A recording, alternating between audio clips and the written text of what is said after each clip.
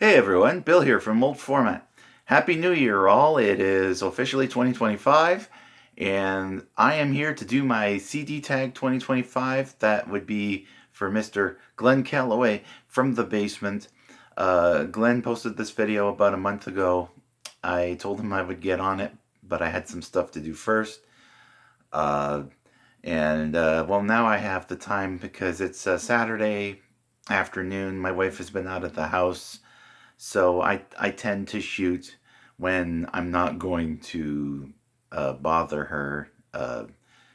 You know, she's out of the house. I have free time, right? That kind of thing. So it's 14 questions, and I'm going to try to answer them as best as I can. I may have a couple that I can't answer perfectly, but I'll try. Question number one: when did you get your first CD player? Well, we as a family unit had our first CD player before I bought my first CD player. Um, we got like a Canadian Tire 3-in-1 knockoff radio CD player, CD player, radio, and tape deck. And we shared it as a family unit. It lasted us a few years. I guess we were kind of rough on it.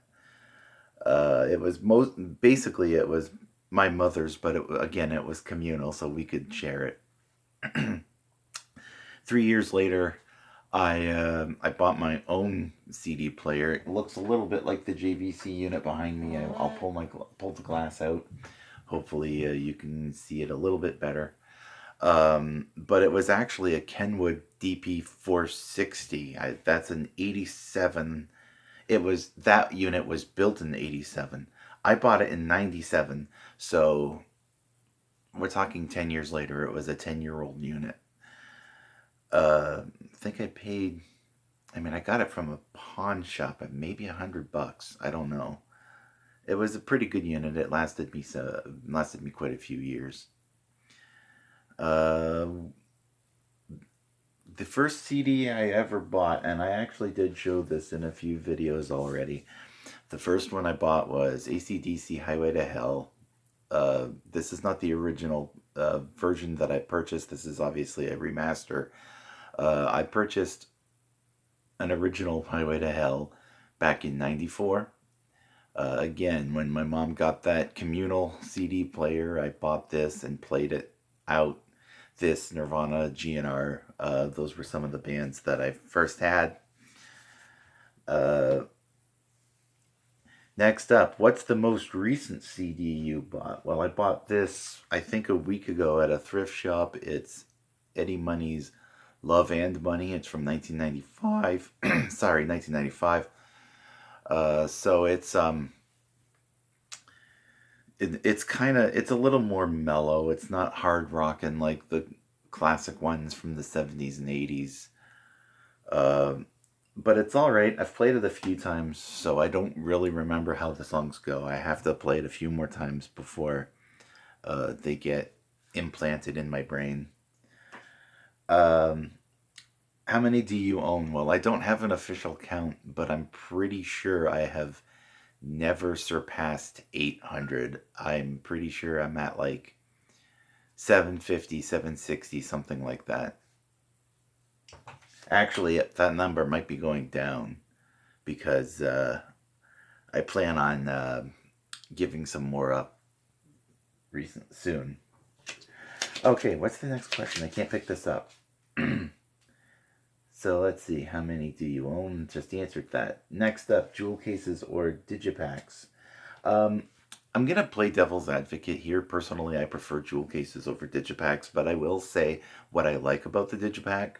I like that the uh, the artwork is it's a little fuller. Here's the Beatles White Album. It's fuller. Like it doesn't have. Well, this one does because it's the Beatles, but it doesn't have a black edge on it, and it doesn't feel smaller. Like they can make it bigger. But the reason I prefer jewel cases overall is these can be replaced, folks. The digipacks can't. If a digipack rips, that's it. You got to deal with it. A jewel case I can replace, and I will go one step further, and I will even say that I prefer the black trays over the clear trays, because as much as I like to look at the pictures inside of a clear tray, the teeth, the hubs of the black trays, I'm going the wrong way here. The teeth of the black trays uh, tend to hold the CDs better. The CDs don't spin as much. So I do prefer jewel cases over digipacks, but I appreciate digipacks for the artwork. Um, where are we? The best purchase in 2024. Okay, this is a question I kind of struggle with. I did obviously buy many CDs in 2024. None of them stood out. You know, there was nothing that I was overly excited about. I got the music I wanted, but yeah, I can't say, well, this one or whatever. I don't know. I just don't feel it. Show a live album on CD. Now, this was an interesting question because I think he literally just asked for any album. So I picked the first one I thought of, and that would be Nirvana Unplugged, MTV Unplugged in New York. Again, I've shown this one on several occasions. But yeah, he said show an album, so I grabbed it because it's one of my favorite live albums.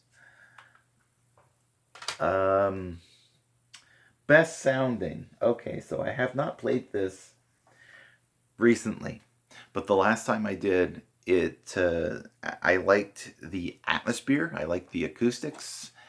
That would be Clapton Unplugged. So sticking with not only the live theme but the unplugged theme. Um, yeah, I don't know what hall he's performing in, but I like the way it sounds. It's atmospheric and it's open. It it doesn't sound like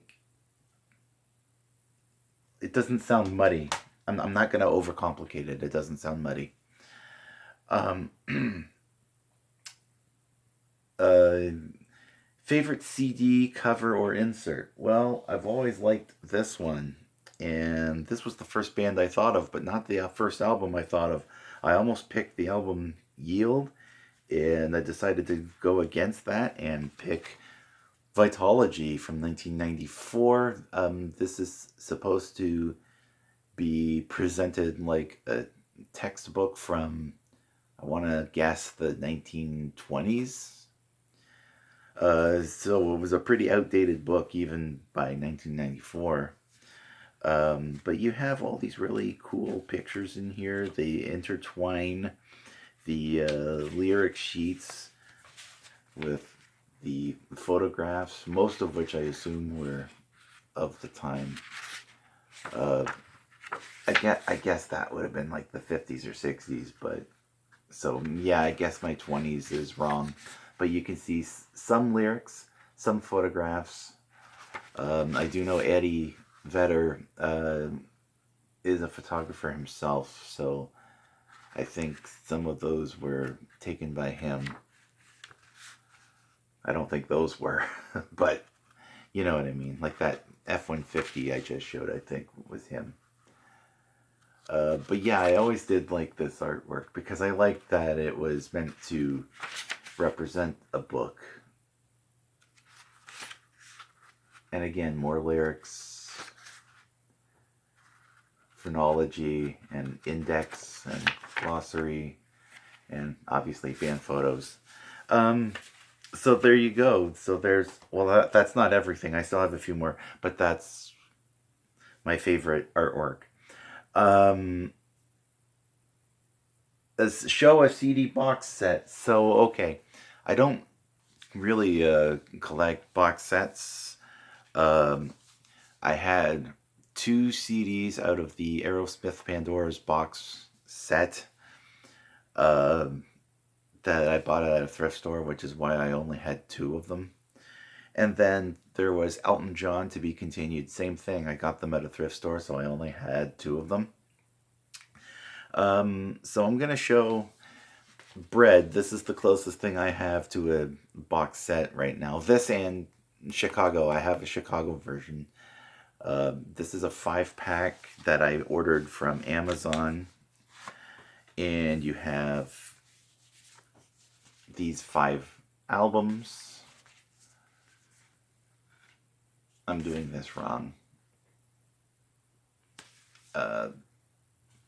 So those are the 5 albums that I own in this, you know, cardboard or paper box. Like, it's not, obviously, it's not a hard shell box or anything like other people have been showing off. Show a CD from your favorite band. So I've said on several occasions that my favorite band is Stone Temple Pilots. I'm going to show an album that I have not talked about, at least I don't think. Thank You. It's the compilation from 2003. 15 tracks. One new song called All in the Suit That You Wear. And the rest looks like it goes all the way from Core to, I think, Shangri-La. No, I don't see it on here. Oh, wait, yes, Days of the Week is track 13, so it does go up to Shangri-La Di Da. So there you go, my favorite band. Who's the artist with the most CDs? Well, either the Beatles, who I just showed like a few minutes ago, or this guy, Mr. Elton John. And here we go. This is Songs from the West Coast. Again, I don't have an exact count. I was retyping a sheet, a data sheet of all the albums that I own, and I'm not finished with it, so I can't do an exact count. But off the top of my head, at last count, I think it was either him or the Beatles, and I think actually that was the original reason I meant to pull out the Beatles' White Album, but I noticed it was a digipack, so I showed it as a digipack. How many more questions do I have? Do you like CD and vinyl? And did you sell any vinyl off? Well, I think we were being asked if we sold off the whole thing. And I did not sell off the entire collection. I don't plan on selling it off. I love them both, and I want them both. I will show, I'm going to try to show a record I haven't shown. Here, you know what? Why not? Fleetwood Mac Greatest Hits from 1988. I'm trying to show a record that I haven't shown before, and a lot of these are what I call my 90s and 2000s vinyl. And, well, actually 88 and up, I guess, which is why Fleetwood Mac is here, because this Greatest Hits is from 88. I consider 88 onward new vinyl because that was the year that CDs outsold vinyl. So if anybody has any vinyl that was after that date, it would be new. It would be, it would be after the CDs took over, kind of a thing. So, yeah, I got a few that are kind of questionable because some of these bands are like 80s bands with like a 90s album kind of thing. So it's like, where do I put it, right? But that's where my Fleetwood Mac goes for now. Okay, the final question. Show a CD everyone should listen to. Now, I don't have any underground stuff, but I do have an artist that I assume everyone would know, and an album that I'm still not sure if I like this record. I feel like this person is trying too hard to be harder, tougher, hard edge, and not quite the happy-go-lucky guy he used to be. Every time I listen to Whenever We Wanted by John Mellencamp, I just get the impression that he's trying to play edgier. So if you can give it a spin, uh, tell me what you think. Let me know. Do you maybe you think he's trying too hard, maybe not hard enough? Do you like it? And what do you think? I don't hate it. There's some good stuff on here. But yeah, I get the feeling like he wanted to be harder and edgier than he actually was.